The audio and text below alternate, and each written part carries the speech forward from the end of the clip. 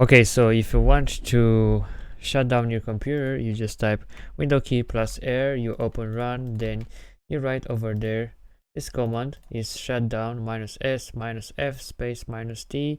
Then you write the number of seconds to wait until you're gonna shut down your computer. So if you want to calculate, you can write 60.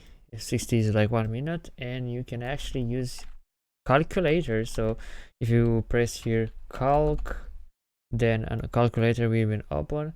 Then you go back to the command and you can calculate the time.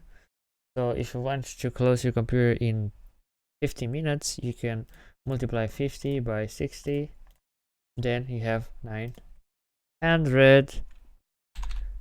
You do this, you press OK, then your computer will close in 15 minutes. So this is with this tutorial. Thank you for watching. Don't forget to hit that subscribe and ring my bell. Mr. Cole is here, and have a nice day.